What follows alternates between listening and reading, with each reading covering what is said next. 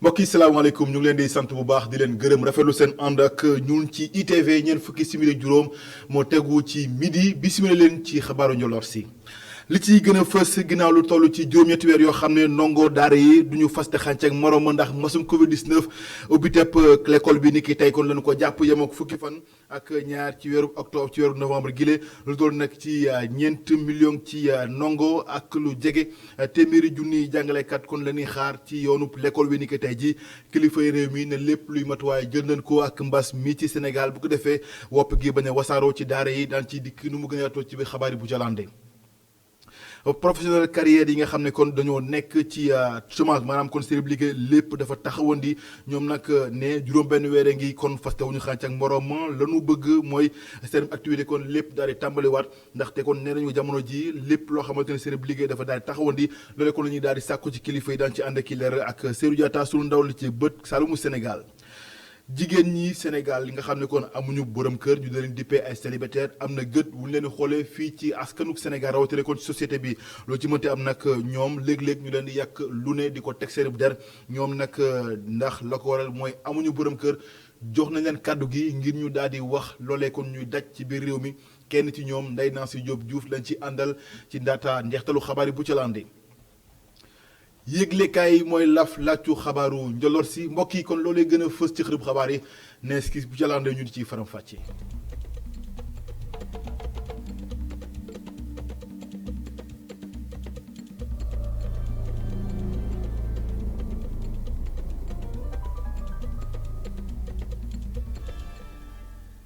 mbokk yi salaamaaleykum di leen gërëm bu baax rafetlu seen ànd ak ñun ci ITV xabaaru njoloor si dañ koy tàmbale accident bi am ni ki tey kon ci fajar ci yoonu Daara ak Touba lu toll nag ci ñaari nit ñoo ci ñàkk seen bakkan am ci ñu bëri ñoo xam ne am nañ ci gaañu l'accident bi nag benn camion frigo ak benn minicar ñu daal di mbëkkante ni ki tey ci 6 heures du matin ba mu jotee ci xàll woowee diggante Daara ak Touba. ma ne ko junj ci ndorteelu xabaar yi ak lu jëm ci ubbi tepp classe yi ak jamonoy mbas mi ginnaaw lu toll ci juróom-ñetti weer yoo xamante ne ni kon ndongo daara yi delluwuñu ci l'école yi kon dafa daal di bëri tey ji nag lu toll ci ñeenti millions ak juróom-ñeent fukk ak juróom-ñaari junni jàngalekat la ñuy xaar ngir ñu tegu ci yoon wi ngir rek dem ci l'école ba niki tey ji état bu Sénégal nag ne lépp li matuwaay jël na ko ngir rek mbas mi bañ a wasaru ci école yi. état bi nag yamu ca ndaxte yaa dina fësal ni kon lu toll ci ñaari junni ak juróom-ñeenti téeméer ak juróom-ñaar fukk ak juróomi jàngalekat da leen jël ni ki ren ji bokk na ca junni ak juróom-ñeenti téeméer ak juróom-ñaar fukk ak juróom yoo xam ne ci école élémentaire lañ leen daal di yóbbu lu toll na ci junni jëm ci école moyen secondaire yi directeur de la formation nekk itam ku yor kàddu gi ci ministère bu ñu denk wàllu njàng meek njàngale bi ci Sénégal Mouhamadou Moustapha Diagne moo ko daal di xamle. ba day ci wàllu jàngale bi ak institut supérieur d'enseignement professionnel bu di ISEP ñoom nag nekk fële ca Diamniadio danoo samp ab modèle wu yees jëm ci wàllu tàggat jëm ci wàllum ndaw ñi ngir ñu mën a sóobu kon ci wàllu xëy donte ñu ngi daal di jàng ba tax ab lëkkaloo la ñu daal di amal ak ñi nga xam ne kon ñoo yëngu ci wàllu woowee ginnaaw convention bi nga xamante ni kon jot nañ ko signé ak benn garage mécanique boo xamante ne ni dinañu tax ba ñoom ndongo daara yi ñun del leen foofu ñu daal di tàggat bu ko defee saa wulu noppee seen tàggatu ngir ñu dugg ci entreprise yi du dina nekk lu daal di yomb ci diwaanu Diamniadio ñu ànd ci sunu ndaw la fa Babacar Seck. di jàng boole ko nekk ci këru liggéeyukaay nekkoon mbébétu institut supérieur d'enseignement professionnel bu Diamniadio tàmbali nañ ko ak lëkkaloo bu njëkk ak secteur privé bi. lëkkaloo bi ban koy tëgg dañ ni ñun de dañu bëgg nu tàggat ay xale diggante ISEP Diamniadio ak garage Medina Baye suñ leen di tàggat ñun balaa ñuy yóbbu benn xale muy dem ci bërëb bu mel na garage yu mécanique automobile yi dañuy xool ba pare ndax luñ fa nar a fekk mat na pour jéemtu bi nga xam ne moom lañ fay wut pour que nu mën a jéem xam liggéey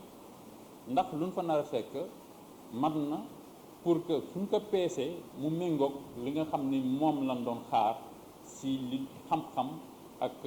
xarañ bu nu mën a jox xale yi. partenaire bu njëkk ISEP bu Diamniadio mu ngi ñaax jigéen ñi ñu dugg ci métier yi laal defarum oto. di gën a encourager aussi xale yu jigéen ñi pour que ñu gën a dugg ci métier de l'automobile parce que mën na leen a jural lu nekk. njeexitalu formation en alternance mooy bu ndongo yi duggee ci l'école bi rek mel ni ku nekk ci bërëbu liggéeyukaay. comme ren ji dañu ñëw agsi rek ñu jox leen ay tenue ni leen lii mooy seen tenue liggéey dañu agsi rek premier jour ñu jox leen ay tenue pour ñu xam ni fii bu ñu fi nekkee duñu ay élèves bu ñu fi nekkee duñu ay étudiants au classe yi dañ fi nekk fii pour jàng lan mais jàngal liggéey donc suñu ñëwee rek dès premier mois bi rek mën nañu fekk dañuy commencé am salaire.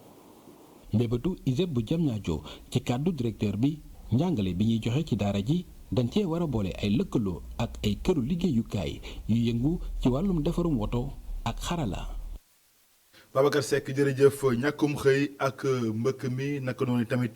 léeg-léeg li ñuy nemmeeku ci réew mi wàllum agression càcc geeg loole li ñu dippee service civique national mën na nekk saafara ci loole kàddu la yu bàyyeekoo ci colonel à la retraite bi di Antoine Wardini moom nag loolee daal di jàpp ne daal mën na nekk saafara ci yooyu yëpp di ponk te nag loolee nekk ci leen di ci ëllëgtiku ci askanuk Sénégal rawatina ndaw ñi ñu teewli kàddoom ci micro Mame Abdou Guèye Kassé. service civique national mun na liggéey bu rafet Sénégal mun na amal njëriñ ndaw si mun na amal njëriñ autorité mun na amal njëriñ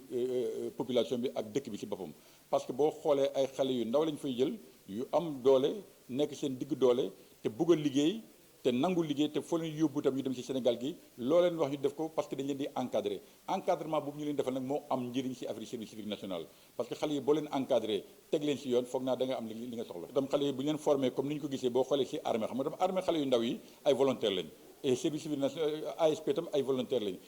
ni ngeen di formé day tax xale yi fu ñu munti nekk rek lu ñu dégg daañu ko rapporté lu ñu dégg daañu ko wax lu ñu dégg daañu ko jëppali et bu ñu ci waree agir tam dañ ci agir donc je crois que mun nañ nekk loo xam ne mun na contrer terrorisme ci Sénégal. police bu Sénégal def jaloore ci weeru octobre wi lu toll nag ci junni ak juróomi téeméer ak fanweer ak juróom-ñaari nit yoo xam ne dañu doon jël kon mbëkk mi ngir dem ca Barça la teg loxo bokk na ci ñaar fukk ak juróom-ñeent ñoo xam ne ñoo doon daal di yóbbu loolee lépp nag rax ci dool yi juróom-benn gaal ak lu toll ci fukki moteur ak ñaari ci woto yoo xamante ni kon jot nañu ko teg loxo ci réewum Sénégal mi ngi Maram Ndiaye ci leeral. mu doon ay lim yoo xam ni rek jéggi na dayoo junni ak juróomi téeméer ak fanweer ak juróom-ñaari migrant ñu daal di leen di teg loxo su diggante Soumbédioune Bargny Rufisque Mbour ba Saint-Louis te police bu Sénégal def ko si weeru octobre bi bokk na si ñooñu nga xam ne rek teg nañ leen loxo ñaar fukk ak juróom-ñeent yoo xam ne rek ñoom ñoo doon yóbbu yooyu les migrants ngir rek ñu wutali Europe waaye ñooñu yóbbu nañ leen fi nga xam ne rek moom moo di kaso opération bi ñu tuddee Frontex tax na ñu daal di teg loxo juróom-benn gaal fukki moteur ñaari oto ak li nga xam ne rek moom moo di carburant yooyu la opération it tax na daanaka ñeent band ñoo xam ni la leen tax a jóg rek mooy yóbbu ay migrants daal nañ leen di gis jéego yi nga xam ne nag police def na ko dafay firndeel ni rek lii di émigration clandestine mu ngay gën di jégg dayo fii si biir Sénégal waaye nag police ñoom fas yéene nañ ci xar seen tànk tubéy ngir rek mu dakk waaye nag communiqué bii nga xam ni fësal nañu ko amul benn xibaar boo xam ne rek moom moo jëm si ñu ñàkk seen bakkan si géej gi jamono ji nga xam ne nag géej gi mi ngi xëcc ndaw ñi def ko ti ñaawte fi ñu ngay gën di bëri fii si biir Sénégal ndaxte lu toll ci ñeent junni ak ñetti téeméer ak fukk ak juróom benn doomu aadama daal nañ leen di teg loxo kenn ku nekk ak loo def ñii sàcc la ñii jaayaat lu ñu sàcc ba pare ñii nax ay nit ña sa des daal di détourné ay kopparu jàmbur mu doon loo xam ni police teg nañ leen loxo ay nit ñu ñàkk seen bakkan gis nañ ko it si weeru octobre bi lee police daal dinay gis ñeenti nit ñoo xam ne rek faat nañ leen police yamul foofu ndaxte l'accident yi tamit doon na loo xam ne rek génne nañ ko si seen xayma bi lu toll si juróomi téeméer ak ñeent fukk ak juróom ñett l'accident daal nañ koy gis lu jëm nag si ñi nga xam ne ñoom ñoo si ñàkk seen bakkan toll si ñaar fukk ak juróom benn li nga xam ne nag moom moo jëm si wàllu def ñaawte fii si biir Sénégal police ñoom jàpp nañ ne rek mu ngay gën di wàññeeku si weer yi ñu génn te it daanaka yu am yépp su dee téeméer la juróom-ñeent fukki ak juróom-ñeent daal nañ koy leeral. mbas meeg tolluwaayam ci Sénégal la ñuy daal di addu niki tey lu toll ci juróom-ñaar téeméer ak fukk ak ñetti test la ñu def juróom-ñeenti nit ñoo dikk indaale wopp gi bokk na ci ñoom benn cas boo xam ne ministère de la santé ak action sociale moo ko doon topp ak juróom-ñetti yoo xam ne cas communautaire la niki tey kon amul kenn koo xamante ne ni kon wér na ci mbas mi amu ci itam kenn ku ci ñàkk ba kanam ñaari nit ñoo nekk ci sauvetage bi mbas mi feeñee Sénégal ak tey fukk ak juróomi junni ak juróom-ñaar téeméer ak ñeent fukk ak ñeent nit ñoo ko daal di amee fukk ak juróomi junni ak ñetti téeméer ak juróom-ñetti fukk ak juróom-benn nit ñoom ñoo ci wér ñaari téeméer ak ñaar fukk ak juróom-benn ñoo ci ñàkk seen bakkan fanweer ak benn ñoo nekk ci traitement maa ngi ko doon junj mbokk ci ndorteelu xabaar yi ak professionnel carrière extraction yu suuf nekk ci maanaam seen liggéey kon dafa daal di taxaw maanaam semence technique dañ ko daal di dëppee ginnaaw nag li nga xam ne mooy ab suspension maanaam dañ ko daal di daqal waaye nag daqal ndiggandiku la loolu lépp nag ñoom ne ginnaaw juróom-benn weer ngi fase wuñu xànc ak morom ma loolu bëgg nag mooy seen bu yëngu-dëngu daal di tàmbaliwaat ndax sonn nañu tay nañu ci ñàkkum liggéey waaye itam toog di xaar ëllëg woo xam ne dara leeru ci ñu ànd ci leeral ak Seydou Diatta mooy sunu ndaw ca bët Saloum Sénégal.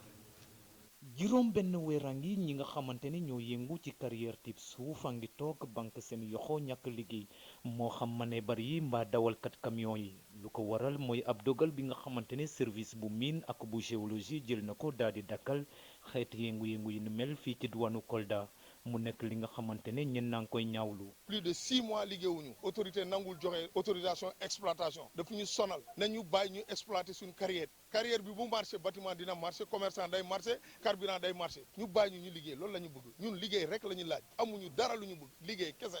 waaw. ci diwaanu gu mel ni Kolda nga xamante ne bariwul fu xale yi ak yeneen bërëm kër yi di jëfandiku ci carrière tube suuf yi la ñuy yaakaar ab xëy. Kolda amuñu xëy suuf bi la ñu yaakaaruñu dara suuf bi la ñu yaakaar ndax amuñu xëy te ñun ñoo nekk borom kër gi ci suuf bi la ñu xëy. tey ñu ngi wax affaire immigration clandestine lu ñu mun mooy ñu ubbi carrière yi ñu dem liggéey mu créer emploi parce que emploi yu bëri moo nekk autour du sable à Kolda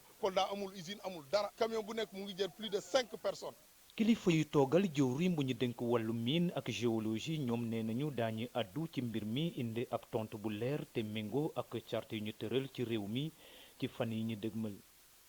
Seydou Diatta jërëjëf sunu dëkkandoo ak lenn ci musiba yoo xam ne mën na dal ku ne ci réew mi loolu nag du guléet nit ñi demee ko nag mooy ci wàllu tali bi ak yeneen liggéey yi nga xam ne su mu leen ko léeg-léeg mën na ci am ay musiba yoo xam ne mën na dana ci askan wi loolu lépp nag tax ba askanu Sénégal bëgg état bu Sénégal xar ci tànk tubayam ngir lépp luy matuwaay yu daal di ko jël ci yooyee mbir ñu ànd ci leeral ak Aïssatou Diak Moustapha Gueye reportage. askan wi ñu ngi jànkonteel ay jafe-jafe bés bu ne rawatina nag ci wàllu tabax waaye ci yeneen i mbir yoo xamante ne mën naa andi ay jafe-jafe. souvent damay toog sax damay tiit parce que da ngay gis loo xam ne da nga naan est-ce que sénégalais yi ñoom conscient nañ ci li ñuy dund parce que souvent nga romb benn construction boo xam ne ñu ngi koy benn tabax boo xam ne ñu ngi koy tabax benn immeuble nga gis mu kawe tellement que nga gis nit ñi di romb ci suuf maçon yi di tabax xeer yi di wadd ba ci ñun fii ñu nekk ça nous est arrivé fii ñuy tabax affaire day daanu ci kaw. day jóge ci kaw souvent di daanu souvent nga gis benn oto bu paan nit ñi toog ci suuf oto bi wala benn conteneur bu ñu kal nit ñi ñëw toog ci suuf on vit toujours ñun ci insécurité rek la ñuy dund insécurité la ñuy dund tout le temps mais duñ ci sax bàyyi xel da nga gis ku toog ci kanamu bidon essence di tux du ci bàyyi xel nga gis koo xam ne mi ngi ci suufu conteneur buy daw di tourner du ci bàyyi xel ci tali bi ci ni ñuy dundee tous les jours ci dëkkuwaay bi toujours ñun loolu mooy suñu dund. nguur gi nag daanaka ñoom dañuy yéex a jóg seen bii nag di ñu xamal ni ci coobare askan wi la waaye it nguur gi am na ci wàll. nekk ci société bi risque la dund ko risque la bu rëy boo xamante ni yow mënoo comprendre sax loolu ñun daal dafa mel ni daal société bi ak gouvernement bi daanaka benn booy xool benn jikko la rek parce que kenn ci ñun mooy falu rek. benn poto mun na am problème ci koñ. ñu signalé leen ko du ñu ñëw. beneen bi ci topp mooy société yi nga xamante ni dañuy gas di dugal ay tuyau wala da ngay ji ku toj tali gas ba pare toj tali bi maasalewaat ko noonu dem sa yoon. mairie yi itam des nañu def seeni liggéey normal. nguur gi nag daanaka dafa war a jël ay matukaayam ngir moytu yooyu la jafe-jafe. état bi moo ci mën a jël ay sanctions parce que tamit ñun mënuñu régler dara. boo romboon tey benn nit muy tabax ci mbedd mi def lu dul yoon baare di waddal ay briques mënoo ko forcer ne ko da nga fiy jógee état moo ci mën dara donc état moo mën a sanctionner je pense que ñun ak ni ñuy dundee sanction rek moo ciy mën dara sanction yu sévère bañ a am benn yërmande bi mais toujours comme dañuy dem ak yërmande ak loolu xëy na moo tax ba état bi bàyyi laisser-aller bi dafa ëpp quoi. ginnaaw ñi ñu jot a waxal ñoom gis ne ni Sénégal daanaka ci ay jafe-jafe rek la ñuy dund te it ñi nga xamante ne ñoo fi dëkk bàyyiwuñ ci xel. ñu ngi ñaan nag nguur gi waaye it askan wi daal di jàppalante ngir ñu mën a dund rek ci jàmm ak salaam. Aïssatou Diack Mbaye jërëjëf Kessi Bousso moom mooy maire bu Dum Ngalaw la mu bëgg rek mooy amal ab festival bu rëy woo xam ne ñu ngi ko dippee fii la nee na nag ñaar fukki fan ak juróom-ñett ci weer wii la ko bëgg daal di amal xememteefam mooy fexe dajaleel tool ci juróom-ñaar fukki groupe yoo xam ne dañuy yëngu ci wàllu musique bu ko defee kon ñu gën a mën a dundal dëkk waaye tam ku ci ne mën a fësal ca taxawaay ak ca melokaan jëm ci wàllub waay ak yu ni mel waaye tamit fexe ba ndaw ñi des ci réew mi ndax jàpp na ni kon foofee mën na ko fa jaarale ba loolu daal di antu ñu teewli kàddoom ci micro Ndeye Mariam Gaye ak Moussa Fall. dama gis année bi xale yu bëri dafa mel ni xale yëpp dañuy leen branché wu ñu dem Espagne dafa yërëm lu ngay xale yi ñuy dem si àll bi di dee donc je me suis dit peut-être que xale yi ñu ngi déglu rappeurs yi nag ay jeunes rappeurs yu nekk la commune de Doungalaw cette année première édition bi dem leen di jël les 10 meilleurs ñu defal leen utal leen benn CD bu baax financé ko jox leen en ce moment bu amee chaque soirée bu fi amee ñu jël les 2 meilleurs ñu joué ce festival Paco Leñol am na aussi beneen xale aussi bu war a joué fii un jeune rappeur mauritanien aussi bu ñëwee ñu jël si même les rappeurs aussi sénégalais yi nekk fii si à Dakar ma ñaan leen pour ñu de temps en temps bu ñu amee soirée ñu jël si ay boy yoo xam ne ñu presté parce que xale yi mosuñu génn Fouta si Fouta lañ nekk demain si samay commune la année prochaine peut-être ma def ko départemental mu gën a yaatu def xel si xale yi di jël ay gaal di dem parce que Europe dafa jaxasoo ñoom léegi ñoom ñu war a def immigration ñëwaat fii mais ni ma gisee xale yi ni ñu jubale ma gis si télévision xale yi si plage yi di dee te ay sénégalais lañu loolu dafa metti donc nag nañ jël ay booy rapport yoo xam ne ñu woy wax loo xam ne tere booy fii Sénégal liggéey am na façon liggéey boo fi bëgg am mun ko am incha allah Sénégal warul xiif warul mar am nañu naaj am nañu ay tool am nañ lépp am na fii Sénégal donc xale yi dañu war a téye woon leen.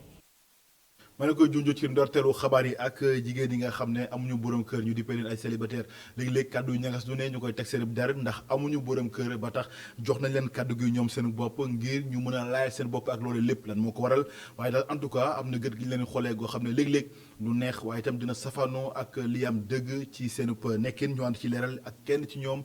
Ndeye Nancy Diop Diouf. doon célibataire soo amee yenn at yi fii ci Sénégal doon na lu métti li nga xam ne xale jigéen yu bari daan koy dund ci seen biiri kër ak tamit ci mbedd mi groupe xale jigéen yi ñu fekk ñuy waxtaan ku nekk jëm na cee joxe gis-gisam ci li ni mel pour Nogay Diop ay atam toll ci 20 at ak juróom-benn xalaatagul sëy moom mi lee am liggéey ba teral ay waajuram loolu mooy li ko yitteel. instant bi moom ñu ci bëri comme mariage yu bëri na. boo nekkee ci koñ en général boo gisee sa benn xarit dem da ngay am envie dem mais man je vois le contraire parce que gars yi ñoom ñu ngi engagé wu pour dem mais man je me dis que ni sëy du loo xam ne benn fan la wala ñaari fan te soo xoolee sa yaay rek bu nekkee comme exemplaire la ci yow da nga ci war a tirer ay leçons yu bëree te léegi nit ñi nga xam ne dañoo fausse dafa bëri moom moo tax man à chaque fois damay xaar te dama am objectif boo xamante ni si dama ne bala may dem di sëy di dugg ci loo xamante ni si xaw ma lan laa fay fekk ëllëg il faut que ma jàng ba am liggéey teral sama yaay parce que sama yaay tamit dafa sonnoon ci jàng bi moom moo taxoon ma ne man lii daal laa visé objectif bi waaw.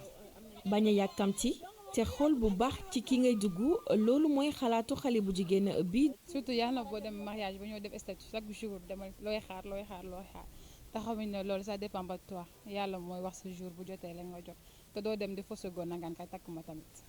loolu tamit jan naa xalaat de. gis naa sa ñu bëri ñoo xam ne 2 mois la ñuy sëy tas loolu yëpp si dem nga mariage jàmbur sëy bi neex na wala jox nañ ci 3 millions ki 2 millions rek sëy bi baax na rek da ngay dem sëy alors que sëy du loolu je pense que avant tout sëy amour moo ko lal ak tamit nit ki pare na yow pare nga pour dem sëy parce que sëy ñu wax ko ñu bañ kaa wax sëy dafa metti neexul chaque jour. Yandé di ab étudiante xamal nañu ni sëy moom yàlla moo koy dogal ba tax na rek dara jarul yàkkamti. société sénégalaise bi moo demee noonu parce que da ngay gis des fois sa entourage sa ay moroom wala ay ñoo xamante ne ni say xarit lañ ngeen doon ànd ñu sëyi mais si koñ bi nga nekk wala say xarit dañ lay wax souvent que la moo tax sëyi woo ba léegi affaire yooyu noonu mais loolu je pense que nii comme ni ma la ko waxee sànq rek lu jot rek yomb ndogalu yàlla la te c'est quelque chose qui est temporel.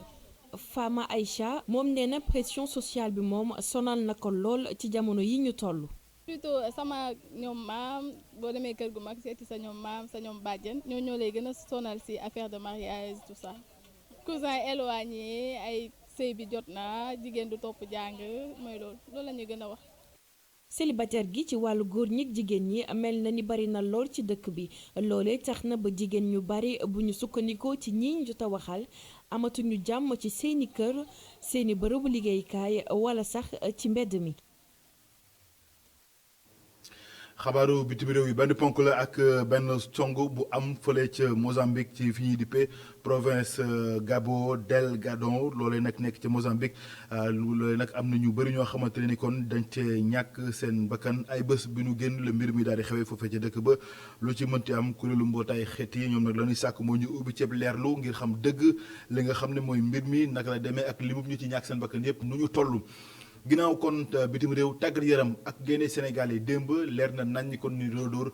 ñaari bal ci dara ñi di waa Guinée Bissau max ba ñu ngi amal kon fii ci Sénégal ci stade Lat Dior bu Thiès kaay laata kon ñuy dem ci jëngante bi nga xam ne kon waroon na ko amee fële nga xam ne mooy ca Guinée Bissau ci kon retour yi ñoom 12e gaynde ku nekk ci ñoom indi na xalaatam ci max bi nga xam ne Sénégal football na ko démb ak gis-gis yi nga xam ne amee nañ ko ci ñu teelu seen kaddu ci micro Sékou Seydi Augustin Mandan. nga daal bu positif la parce que lu wóorte woon moo nekkoon dañu waroon jël poñ xale jël nañu ñetti poñ bi poñ boobu da leen di permettre effectivement ñu mën a aborder match bi dans de bonnes conditions foofu Guinée Bissau. waaw am na lu ci lu neex ndax objectif amoon na benn objectif moo tax ñu gagné Guinée Bissau waaye nag pour def football bu rafet ñaar ñoo koy def mais gis nañ tey Guinée Bissau dafa ñëw taxaw wane ni peut-être Sénégal moo ko man bëgg naa def du jël but yu bari waaye Sénégal aussi wane ne moom mooy première équipe fii ci Afrique taxaw football wane fulla fayet ak koy gagné. dañu waroon a xalaat ci heure de démarrage du match bi à 16h fi mu toll nii ak canicule bi Sénégal toll ay 42 degré 45 ak ñoom club yi ñuy évoluer en Europe nga xam ne fi mu toll nii ñu ngi ci période froid loolu dafa joué ci joueurs yi lu bëri seen physique ak ba tax na sur le plan tactique mënuñu woon a joxe li ñu waroon a joxe. nu mu ko waxee rek œuvre humaine boo gis am na yu ñuy jàngat c'est vrai que y a des points positifs mooy xale yi wane nañ effectivement bëgg nañ jël ñetti points yi mais c'est vrai effectivement y a des points yoo xam ne war nañ ko relever pour améliorer ko comme toute œuvre humaine mais je pense que entraîneur jël nañ ci jàngat et que effectivement dinañ ko mën a corriger d'ici le match prochain. benn hic rek la ñu am ci match bi situation sanitaire bi am nii kenn supporté wul parce que tey xam naa ne suñu supporté woon dañuy gën a galvaniser équipe bi. tey boobu gëm naa ne moom 2 buts lañ dugal mais dañ dugal yeneen 2 buts muy 4 mais alhamdulilah rabbil alamin ba ñu gagné rek victoire bi moo am solo. Augustin Mandan Sékou Seydi jërëjëf loole kon nekkoon ni kàddu yu daal di bàyyi ko ci 12e gaynde yu Sénégal yi jongante bi nag démbali woon waaye nag ñuy xaar jongante diggante Guinée Bissau ak Sénégal dimanche bu ñuy dégmal foofee ca Guinée Bissau lañ koy daal di amalee mbokk yi yegsi nañu ci pàcc gu mujj ci xabaar yi li ci yëgle kaay yi.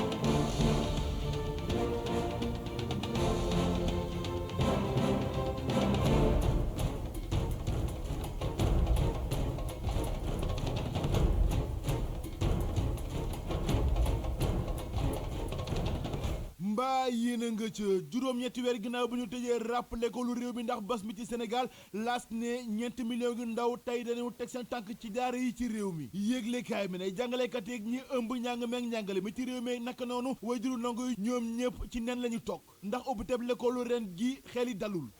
de te mbas mi ci réew mi ko waral rax ci dooli lépp liy matuwaay ñu ngi koy xaar ci kilifay réew mi yéeglekaay bi ne ginnaaw mbas mi digg yi nga xam ne état bu Sénégal jëloon na ko ci diggam ak syndicat yi ci réew mi jëf la ci xaar lu ko mooy nag njàng meeg njàngale mi ren gi du sedd suru seen njiitu seem ci laas ni dara matewul ci njàng meeg njàngale mi ngir lépp doon lu mucc ayib ci réewum Sénégal ba tax jëwriñ gu ñu dénk wàllu njàng meeg njàngale mi ci réew mi di joxe garantie ak a fësali bëgg-bëggam ngir njàngum ren wi am ci dal ba benn benkeñeke ban ci am enquête ne en tout cas ndongo yi ci réew mi tey la ñuy tegwaat ci yoon wi ngir jëm ci l'école yi donte mbas maa ngi ci réew yi ba tey yéeglekaay bi ne protocole sanitaire bi nag ñëpp ci ànd li nar a jaaxal ñëpp mooy distanciation physique bi ndax loolee ñëpp xam nañu ne ndongo yi duñ ci tënku ba tax jàngalekat yi ak waajuru ndongo yi di sàkku ci kilifay réew mi li ñuy wax ak i digge mu bañ a yem ci làmmiñ ndax jëf daal di ci topp yéeglekaay bi ne en tout cas njàngum ren wi nag boo mayulee jafe-jafe yi dina ko gane si ndax syndicaliste yi ba tey ñu ngay sàkku ci yërëm ñaxtu état bu Sénégal indi ciy saafara te ba léegi ni furaas daal di xëddeen te loolee lépp nag mën na jur coow lu rëy ci njàng mi ci Sénégal Sud Quotidien ne en tout cas tey ji ñeenti millions ngi élèves ak juróom-ñeent fukk ak juróom-ñaari junniy jàngalekat danañu tegwaat ci yoonu l'école bi ginnaaw lu ëpp juróom-ñaari weer yoo xam ne ci bër nañu nekk yéeglekaay bi ne ndëgg sërëx li maanaam mbas mi ba tey rek mu ngi ci Sénégal leneen luy jafe-jafe ci njàng meeg njàngale mi jëm diggante way juru ndongo yi ak école privée ci Sénégal ñetti weer yi nga xam ne ndongo yi jànguñu ko leen ni sàkku ñu fay leen ko lii moo nar a toj école réew mi Soleil national ni en tout cas état bu Sénégal def na jéego yu yaatu ndax ñaari junne juróom-ñeenti téeméer juróom-ñaar fukk ak juróomi jàngalekat la jël yees ci njàngum ren gi Walf Fadjri ne jafe-jafe gi kay ma nga ca banlieue bu Ndakaaru te dara waralu ko lu dul tolluwaayu mbënd mi ci réew mi quotidien ne Barça wala Barsak ba tey ma ngay gën a law ci réewum Sénégal ndax ci diiru benn fan ñaari téeméeri nit bokk na ci jigéen yoo xam ne dañoo wann lor ak i bébé la ñu secourir Vox Populi nañu junneeg juróomi téeméer ak fanweer ak juróom-ñaari migrant la ñu teg yoxo ak ñaari fukk ak juróom-ñeenti convoyeur ci weeru octobre gii te ñoom ñëpp Barça lañu doon jëm ñu ngi leen tegee loxo nag diggante Soumbédioune Bargny Rufisque Mbour ak Ndar Géej critique ne bu dee mbëkk maa ngi wëy ci réew mi sunu géej gi ma ngay xël di yàqu Le Témoin loolee tax nag Alioune Ndoye tama ëpp na koy buum ndax cong yaa ngi takar naa si mel ni tulleeg maara ci koom laas ne ñu bëggoon a jël mbëkk mi te ñu teg leen yoxo ca Kayaar ñoom nee nañu nag tey la ñu gën a taxaw temm ngir dem ca Barça ñu dem ci La Tribune fekk fa njiitu réew Macky Sall léegi lay kaay bi nenu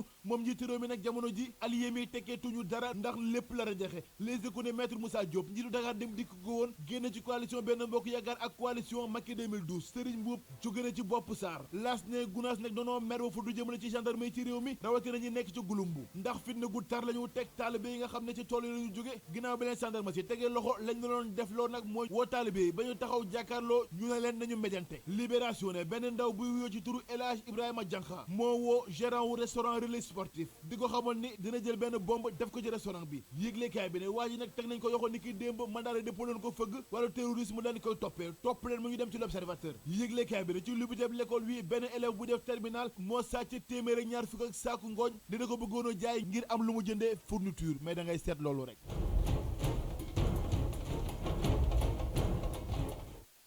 gërëm leen bu baax mbokk ci ànd beek ñun ci ITV loolee kon moo laf laajtu jukki xabaaru njoloor si gërëm nañu ñëpp ñu ci jàpp ba lépp yemb rédaction bi jox leen dig daje xabaaru maraxi bu jëlaandee fii ak boobu ngeen wéy di ñu topp ci ITV ndax mbiri ngi ci jërë ngeen jëf ñeen ak jàmm